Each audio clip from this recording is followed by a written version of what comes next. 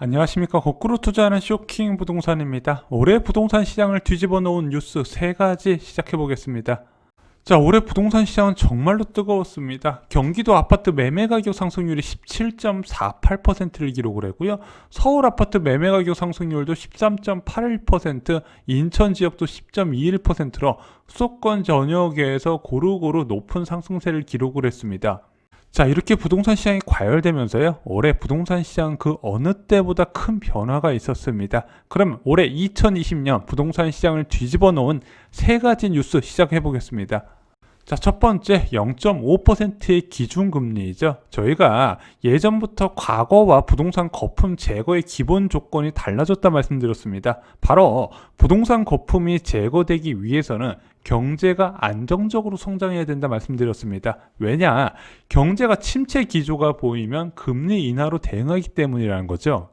그 누구도 상상하지 못했던 대한민국 기준금리 0.5% 시대 올해 왔습니다. 작년부터 조짐이 심상치가 않았죠. 원래 작년에 2019년은 기준금리를 인상시켜야 되는 시기였는데 180도 정책이 바뀌게 됩니다. 왜? 미중 무역 분쟁으로 인한 경기 침체를 한국은행에서 저금리로 대응을 했다는 부분이죠. 그래서 과거의 최저 금리 수준인 1.25%로 기준금리를 낮추면서 2019년 하반기에 부동산 가격이 굉장히 많이 급등했던 부분이죠.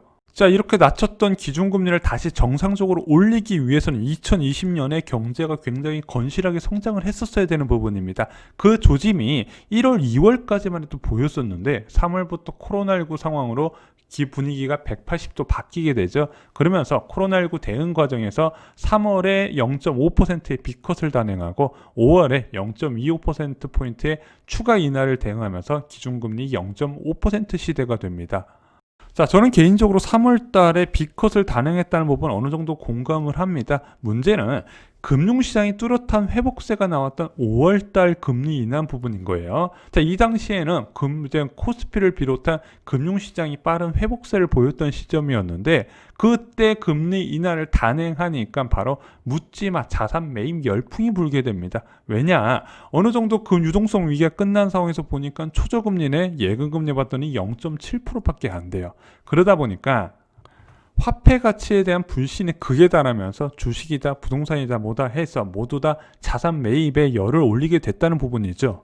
특히 자산이 적은 20, 30대의 부동산 매입 열풍이 불게 됩니다. 그래서 10월 달에는요, 20, 30대의 비중이 무려 43%까지 올라가게 됩니다. 거의 절반 수준까지 차지했다는 부분이죠. 자, 30대가 주택을 비싸게 매수하면서 서울 아파트 평균 실거래가는 크게 올라가게 되고 다주택자의 비율은 크게 낮아지게 됩니다. 그래서 언론들이 5월 달에 금리 인하 이후에 부동산 가격 급등에 30대 매수 비중이 늘어난 것을 보고 패닉 바잉이라고 하는데, 이때까지만 해도 패닉 바잉은요 30대의 투자 수요가 주로 차지했던 부분이고요, 진정한 패닉 바잉은 10월달 전세 가격이 급등한 이후에 나타나는 부분이죠.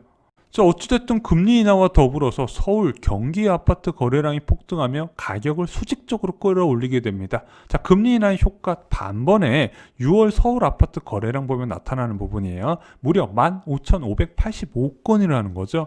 자, 안 그래도 금융시장이 너무 빠르게 회복되는 거 아니야? 이런 회의론이 있는 상황에서 기준금리를 이날 딱 때려버리니까요, 그때부터 부동산 시장에 자금이 물밀듯이 들어왔다는 부분입니다. 6.17 부동산 대책에서 강력한 부동산 대책이 나왔음에도 불구하고 7월 아파트 거래량이 1만 건을 등록 거래가 되면서요, 부동산 시장이 꿈쩍도 안 하는 모습이 나타나게 됩니다. 경기도 지역도 무려 3만 5천 건에 가까운 거래량이 등록되면서 가격을 수직적으로 끌어올렸다는 부분이죠.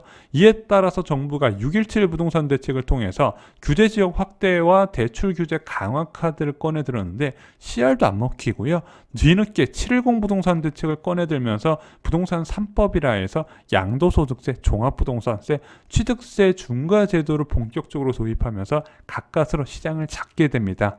자, 올해 부동산 시장을 뒤집어 놓은 두 번째 소식은 바로 취득세 중과제도 도입입니다. 자, 이것이 710 부동산 대책에서 발표됐던 내용인데 싱가포르 사례를 참고해서 대한민국에 도입을 했습니다. 6.17 부동산 대책과 710 부동산 대책 통틀어서 가장 파격적인 대책이에요. 자, 이것으로 국내 규제 지역 내에 유주택자의 투자 유입을 완전히 차단시킬 수 있었다는 부분입니다. 자, 그런데 이 취득세 중과 제도는요, 710 부동산 대책에서 발표됐던 내용보다 지방세법 개정안에 진행됐을 때 일부 후퇴하게 됩니다. 어떤 부분이 후퇴를 했냐? 자, 이주택자가 조정대상 지역의 주택을 취득할 때는 기본세율을 적용한 것으로 후퇴하게 돼요. 아무래도 지방 지역의 아파트 분양 시장이 침체를 우려해서 이 부분이 개정안에 적용이 됐는데, 그로 인해서 지방 지역 아파트 시장 투자 열풍이 불면서 가격 급등을 불렀고, 결국엔 12월 달에 지방 지역을 대거 규제 지역으로 묶는 방안이 발표가 되게 됩니다. 자, 이 취득세 중과 부분이 왜 다른 규제와 다를까요? 기본적으로 그동안에 부동산 시장 규제로 많이 활용됐던 양도세 중과 부분과 종부세 중과 부분, 그리고 이 종부세의 근간이 되는 공시가격을 올리는 현실화 방안 모두 다 일단은요, 주택 투자자 입장에서 지금 당장의 일은 아니었다는 거예요. 왜? 세부담은 나중의 일이고요, 당장 집값이 올라가기 때문에 지금 당장 사놓는 사람들이 꽤 많이 있었다는 부분이라는 거죠.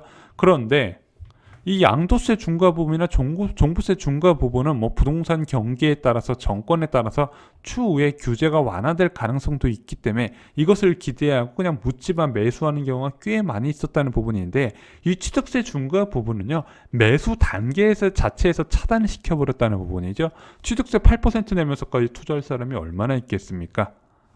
자, 이것으로 710 대책 이후에 유주택자의 시장 진입 차단을 확실하게 했다는 부분이죠.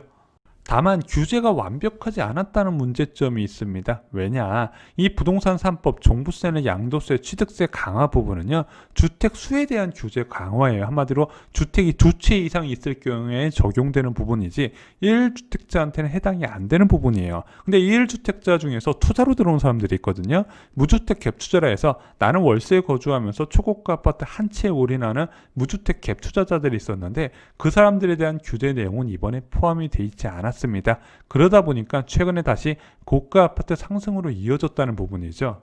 또한 정부에서는요, 이 종부세를 강화하면서 다주택자의 매물 유도를 이제 꾀하려고 했었는데 그 압력이 너무 약했다는 부분이에요. 왜? 종합부동산세의 다주택자 기본공제가 인별 6억 원까지 적용되다 보니까 실제적인 세부담이 굉장히 적은 거예요. 그래서 최고세율 6% 해봤자 실제 실효세율이 0.23% 수준밖에 안 되다 보니까 조금 세부담이 늘다 하더라도 이 다주택자가 무조건 팔아야 될 정도로 압력을 느끼지는 않는다는 부분이라는 거죠. 그러다 보니까 이 규제가 완벽하지 않은 점을 이용해서 다시 한번 주택 가격이 상승할 수 있는 이제 요인으로 작용하게 되는 부분인 겁니다. 자, 올해 부동산 시장을 뒤집어 놓은 세 번째 뉴스는 바로 임대차 3법입니다. 자, 5월 달에 기준금리를 인하하게 되는데 이로써 예금금리도 같이 하락하게 돼요. 그래서 이 기준금리 인하 부분은요, 수요적인 측면만은 아무래도 전세를 구하는 사람들이 전세 대출 금리가 낮아지면서 수요가 늘어나는 측면도 있겠지만 공급적인 측면에서도 문제를 발휘하게 된다는 부분이죠. 왜? 전세를 내놓는 사람들이 이 이자를 활용해서 수익을 얻었던 부분인데 이자가 크게 낮아지다 보니까 이 저금리의 대표적인 부작용인 전세 실종이 일어나게 된다는 부분입니다. 그에 따라서 유동성 부족이 해소된 6월부터 전세의 가격이 크게 오르게 된다는 부분이죠. 자, 정부는 급등하는 전세 시장에서 임대차 3법을 도입하면서 세입자 보호 방안에 나섰는데요. 그 중에서 계약갱신 청구권제가 많은 변화를 불러왔죠. 자, 31년 만에 주택 임대차 보호법이 개정되면서 최대 4년까지 건우주가 가능하게 바뀌었는데요. 이 제도의 미비점 때문에 전세 물량 부족을 불렀다는 부분입니다. 왜 그럴까요? 자, 이 계약갱신 청구권제를 무력화할 수 있는 예외 규정 때문인 거죠. 바로 집주인이 본인 및 직계 좀비 속에 거주 시 갱신 거절이 가능하다는 부분입니다. 그래서 많은 집주인들이 세입자를 내보낸 이후에 공실로 유지했다는 부분이죠. 왜? 세입자를 내보내고 월세로 전환하는 것이 훨씬 이득이기 때문인 거죠. 야, 그럼 세입자를 내보냈는데 법을 어기고 세입자를 내보냈잖아요. 그거에 대한 과태료가 있냐? 없어요. 손해배상만 민사로 처리하게 법이 굉장히 어설프게 진행되다 보니까 많은 집주인들이 세입자를 내보내고 공실로 당분간 유지했다는 부분이죠. 그리고 어느 정도 시간이 지난 이후에 다시 반전세나 월세 아니면 높은 전세를 받고 다시 세를 놓는 경우가 많아졌다는 부분. 그래서 이 시기에 이제 전세금 반환 대출이 크게 증가했다는 부분이 증거로 나오는 부분입니다. 자, 31년 만에 변경된 임대차 보호법 개정안은요, 임대인과 임차인 모두를 만족시키지 못하는 상황이 돼버렸습니다. 자, 그래서 많은 공실들이 이제서야 매물로 나오면서 공급 부족은 좀 숨통이 튀어 있지만은 여전히 높은 전세 가격은 유지되는 상황, 저금리 상황에서는 이 높은 전세 가격은 낮아지지 않을 겁니다. 결국에는 돈의 가치를 올려야 전세 시장이 안정이 된다 말씀을 드렸던 부분이죠. 자, 2021년 부동산 시장은요, 하락을 전망하기 어려운 상황입니다. 이거는 전문가들도 다 동일한 상황일 거예요. 지금 하락을 전망하는 사람은 거의 없다시피 합니다. 내년에 세제 개편안이 있긴 한데요. 그것이 다주택자 매물 유도에 나올 수 있는 상황이긴 하지만 그것이 현재 추세적인 부동산 가격 상승세를 꺾을 정도는 아니라고 생각합니다. 결국에는 이번에 바뀐 국토부 장관이 추가 부동산 대책을 내놔야 되는 시기가 됐다. 개인적으로 이렇게 생각하고 있습니다. 이상으로 쇼킹 부동산 마칩니다. 좋아요, 구독, 공유 꼭 부탁드립니다. 감사합니다.